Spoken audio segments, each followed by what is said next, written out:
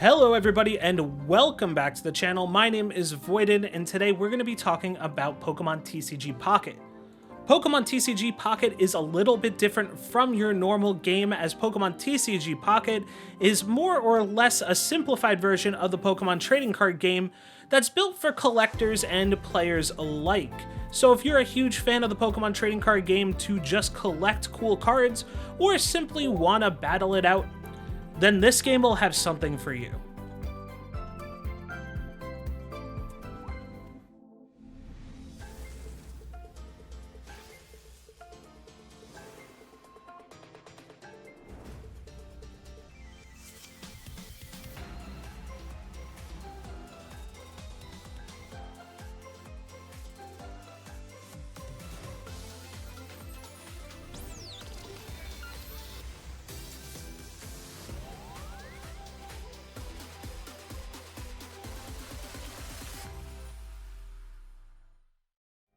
As I said earlier, Pokémon TCG Pocket is a game for collectors and battlers alike.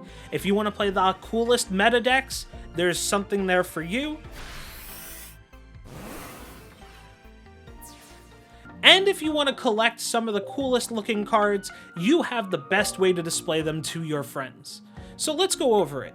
When you first start the game, you're going to be going through tutorial after tutorial after tutorial to teach you how to use the interface. But I'm going to teach you some stuff that may not come straightforward, or if you just want to watch a YouTube video to get answers, this is the place that we're going to get answers. So let's talk about the packs. In each pack, you're going to get 5 cards with all differing type of rarities. This can go all the way from 1 diamond to 1 star to 3 stars to a crown. This talks about EX Pokemon or Pokemon with special art.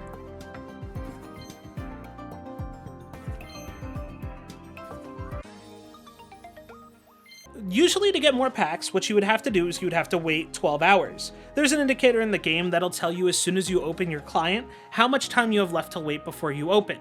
Now, if you want to shorten that time, you can use something called a pack hourglass. Pack hourglasses are earned doing different things in the game, such as completing challenges, completing your dailies, winning matches against the CPU. There's a whole bunch of different ways to earn pack hourglasses. For every hourglass you use, you reduce 1 hour off the game time. So that means if you have 8 hours left on your timer, you only need 8 hourglasses. But also at the same time, if you just opened a pack, you'll need to use 12 hourglasses to open your next pack. Now let's talk about contents of packs. I said earlier that your packs contain 5 cards that each have different rarities. You could start with 1 diamond, all the way up to what looks like a crown, which is the top rarity. The current set added to the game has 3 different variants behind it. It has the Charizard pack, the Mewtwo pack, and the Pikachu pack. For each one of these packs, they actually have different cards behind them. For example, I opened a ton of Pikachu packs on my main account and got stuff such as Pikachu EX, I got Blastoise EX, and I got a bunch of other cool cards as well, while on the content that I'm showing you now, I basically exclusively opened Charizard packs, minus the Mewtwo packs that they make you open due to the tutorials. So if you're hunting for a specific card, I'd do a quick check to see if it's in the pack you want to open. For example, I really wanted to open a Blastoise EX, because that way I could get the rental deck. We'll talk about more of that in a second. But because I wanted the Blastoise EX super badly, I had to open nothing but Pikachu packs. Now for completion rate, I'm gonna probably only open Pikachu packs until I get exactly what I need. Next, let's talk about Wonder Picks. Wonder Picks are something new and kind of really cool introduced in the Pokemon trading card game Pocket. So what it does is it gives you the ability to target down exactly what you're looking for by giving you the system of going through and spending Wonder Stamina to pull cards from packs that your friends have pulled as well. So for example, if I had a friend that pulled a really cool card, I can select them from the drop down and I can say that I'd also like to pick a card out of their pack. So if I see that Blastoise EX, I can go into the person's Wonder Pick and pick it and try to pull it. By the way, that's how I got my Blastoise EX this morning. Super hyped about it. Now let's talk about what my plan is for collecting. My plan for collecting is a little bit straightforward and may not be the way to do it, but this is the way that I'm personally doing it. I'm opening up the Pikachu packs exclusively to try to get a 100% completion from the Pikachu packs themselves. Then I'm going to exclusively use my Wonder Picks to pick stuff out of Charizard or Mewtwo packs to try to help target down exactly what I need. That means Wonder Picks will give me a better completion rate than if I were to pick something that's also in the Pikachu pack. Now note, I might choose something cool here or there, like if there's another Blastoise EX for my Blastoise deck, I'm going to pick that instead of picking something from a Charizard list or a Mewtwo list. But again, that's just how I do it, and I understand that's not how everybody else wants to do it. Now, Wonder Picks can expire, meaning that they run on a timer and they refresh, I believe it's like every hour or so. So if your Wonder Picks expire, what you can do is you can use something called a rewind token or a rewind charm or something of the sort that the game gives you that allows you to go find a pick that's expired and then spend that plus the stamina to pick from that previously. Now, this can be really cool because, you can catch something overnight, etc., etc. I would save these for, like, your big hits. Now, let's talk about battling. If you've never played Pokemon TCG before, Pokemon TCG basically follows the normal route of how Pokemon works. You have basic Pokemon, they evolve into Stage 1 Pokemon, and they evolve into Stage 2 Pokemon. They have HP, and when the HP gets reduced to 0, they get knocked out. They have energy requirements to attack, and they deal damage based on the energy attached to that Pokemon. Energy works a little bit differently from how it normally would in other Pokemon TCG renditions. Instead of having energy cards that you shuffle into your deck, now you have a pool that will give you a random energy type of your deck on every turn except your first turn. All Pokemon also have a retreat cost. Retreating is moving a Pokemon out of the base spot onto the bench and being able to have another Pokemon in its spot to attack. Only Pokemon in the base spot can attack, unless stated otherwise. Looking at you, Alakazam EX from Pokemon TCG.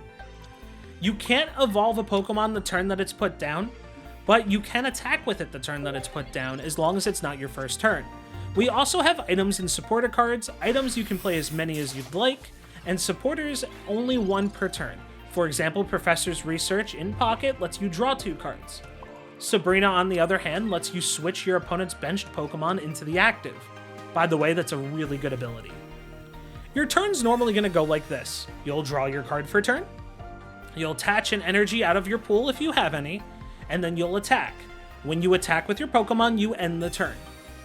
You can win a game under 2 conditions. You either reach 3 points before your opponent, or your opponent has no more Pokemon left in play. Note that there is a time limit in the game and also a turn limit, so if you hit the time or turn limit, it will go to a tie. Now let's talk about weaknesses and special conditions. A majority of Pokemon in the Pokemon TCG have weaknesses. Weaknesses adds 20 damage to each of the attacks. Along with that, there's also special conditions. There are 4 special conditions.